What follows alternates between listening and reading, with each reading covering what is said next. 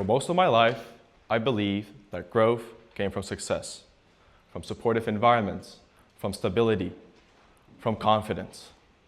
And to be honest, that makes sense. Why would pain help you more than comfort? Why would struggle develop you more than ease? But I had two experiences that changed completely the way I see this topic. I had the opportunity to study in two different countries, Italy and Spain. Now, Italy was an incredible experience. I had a wonderful family that not supported me only emotionally, but also academically. And we shared and visited new places where we shared experiences which I will never forget for the rest of my life. Now, Spain was very different. I often didn't understand the language, I didn't understand what was happening at school, and I had numerous conflicts at home. This situation made me uncomfortable almost every single day. But this demanded something more from me than my experience in Italy, because Spain demanded me to adapt, to face uncertainty, and to find confidence in situations where I had none. And this is not unique just to my experience. Take Steve Jobs, for example. We all know that he founded Apple.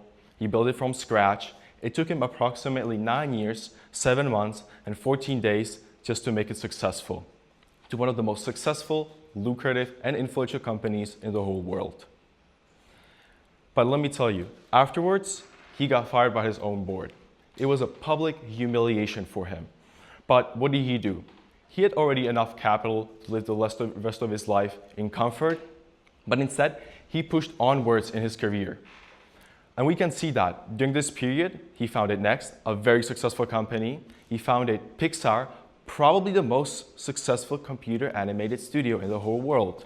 He found his love, which he later married, and it was probably the most creative period in his own lifetime. But in our own lives, we often do the exact opposite. When something becomes difficult, instead of confronting it, we often avoid it. We avoid the difficulty. We move away from it. We distract ourselves. But doing that, we lose the very thing that the lesson was trying to teach us. Not just comfort, but development. Spain made me grow. And to be honest, if I hadn't got through that experience, I probably wouldn't be standing here today. Because speaking in front of people is still uncomfortable for me. But Spain taught me that discomfort is not a signal to stop. It is often a signal to stay and learn. And me standing here right now is just another example of that. Now, in our own lives, we often do the opposite, as I said.